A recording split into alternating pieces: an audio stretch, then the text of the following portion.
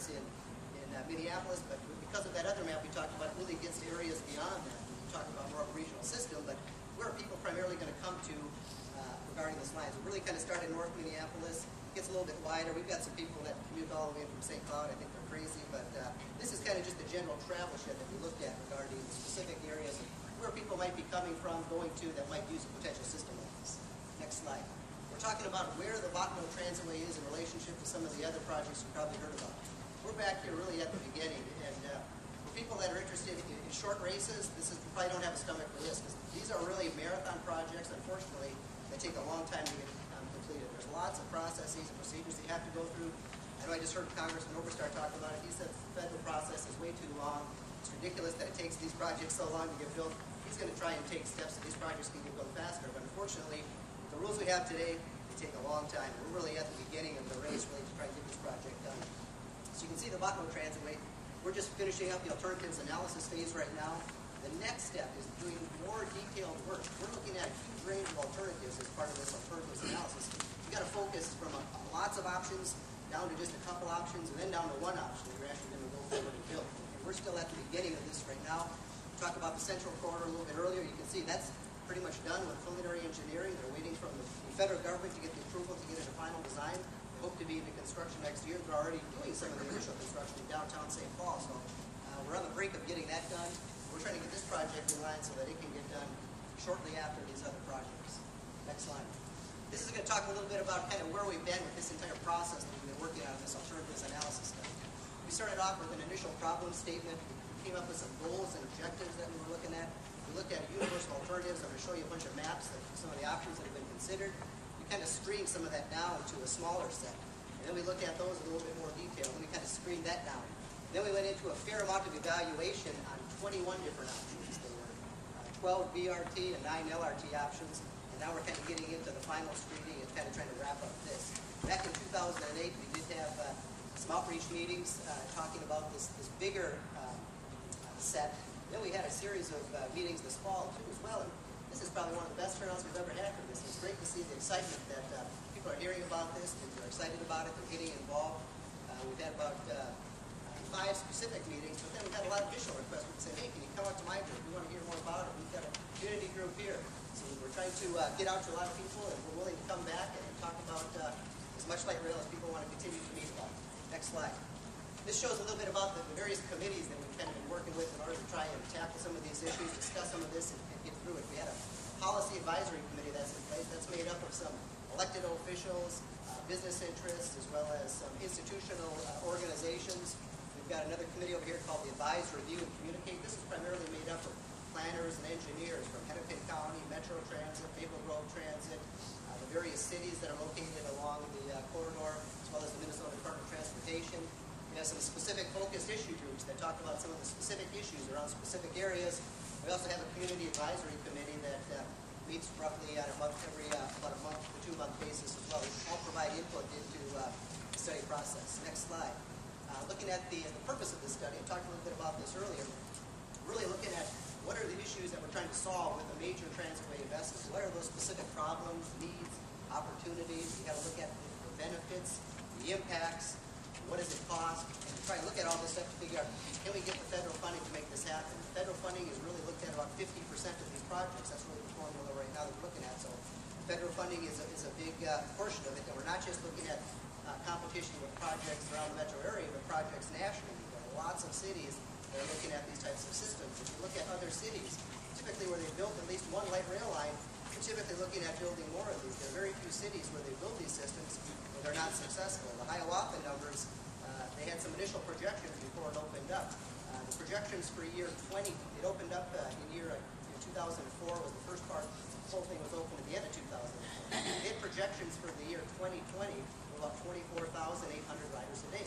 They surpassed that in year 2006. And as of last year, they had an average ridership of around 30,000 users per day. So lots of people are using the bus. A lot of people that won't necessarily use the bus are getting on the light rail system. It does have user preference that more people are willing to ride LRT. They're typically willing to ride the bus. There's different demographics that it seems like there's a wider range of people and more people that really like the light rail mode. We far increased traffic congestion throughout the area. There's a growth in population and employment. We still anticipate this region is going to grow by roughly 1 million people by the year 2030. There's a lack of competitive transit options. We heard from talking with a lot of the cities that the transit service is okay going into downtown in the morning, but you can't get out to suburban jobs in the morning. And there's jobs that are out in the suburbs that people are trying to get to. And the current transit system doesn't do a great job of providing access to those jobs. Those are some of the issues that we heard. Jobs equals economic development, and getting access to that was very important. So trying to get some of these transitway options that gets people not just to downtown, gets people out to the suburbs for jobs was a big component. Also limited cross-community mobility. A lot of people said, well, in order for me to get out to the suburbs, I've got to go to downtown to get on a different bus and then take it back. The system just gets a little bit too complicated for people, and they said it's just not worth it. So we've got to try and have something that is a high-speed option that gets people to the locations that they want to get to, have some good transfer points. But this is really about high-speed transit. This really isn't about stopping every 2 blocks. If it's stopping every 2 blocks, it's not going to be very fast. It's not going to be an attractive option. People aren't going to use it. So that's really kind of the trade-off of your conventional bus system. A lot of the existing routes, for example, in the Hiawatha area, they've restructured the bus route to feed people into the light rail line. So they do stop more frequently in some of the neighborhood service, but along the trunk line, those are much limited in some of these stops. Next. Talk a little bit about the universal alternatives that are looked at. When I talk about some acronyms like LRT, light rail transit, you probably understand what that looks like. Got a Hiawatha line here. Bus rapid transit, BRT. Now, bus rapid transit is, we really don't have an operating line here in the Twin Cities, but really it's trying to get something close to LRT, but it probably doesn't quite get there. It's using rubber tires rather than steel wheels, and it's, let's put this on.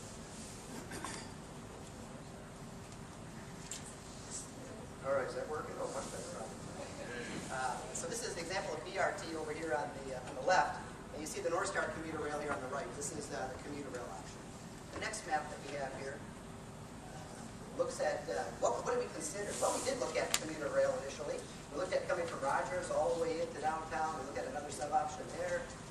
Next slide. We did look at a whole range of bus rapid transit options. You can see we had various options in the northern area. We had a couple different options in the middle, and a variety of options on the southern end as well. And along with those same BRT options, we had a whole series of LRT options that we looked at. Again, both on the north end and on the south end as well.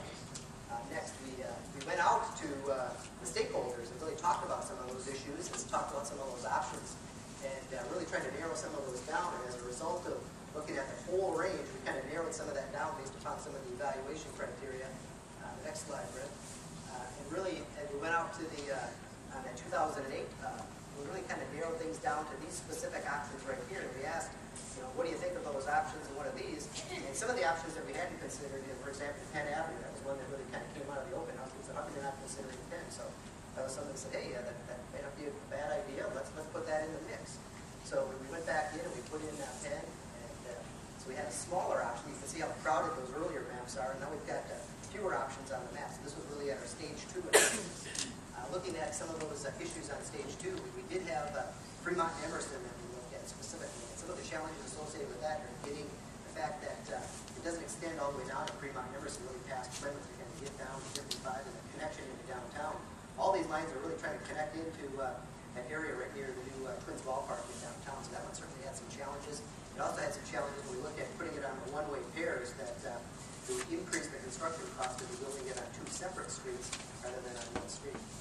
People asked, what about West Broadway? We did look at that option, kind of up through the new open Crystal, and we decided that that one really wasn't going to be an option that was going to score very well because it was running on the local streets rather than in the railroad corridor, where it could run a little bit faster, and it would have a little better options and some of the impacts that were associated with that. We were going to have to close off a lot of driveways associated with that and limit a lot of the access. So those 2 kind of fell out, but those other options kind of did move forward. And with those other options, we get into more detailed analysis where we do look at the capital costs associated with building those, the operating costs, the maintenance costs. We also have this thing called a baseline alternative. And the baseline alternative is really kind of something that doesn't exist, but the federal government wants to know what is the best that you can possibly do without actually making this substantial investments. You kind of have to create additional enhancements kind of on paper to study those and say, this major build option versus some of these other options, and how do they compare? One of the major focuses also is the feeder bus network. How do those other bus lines tie into this main trunk line? So here's just kind of a map. Each one of these build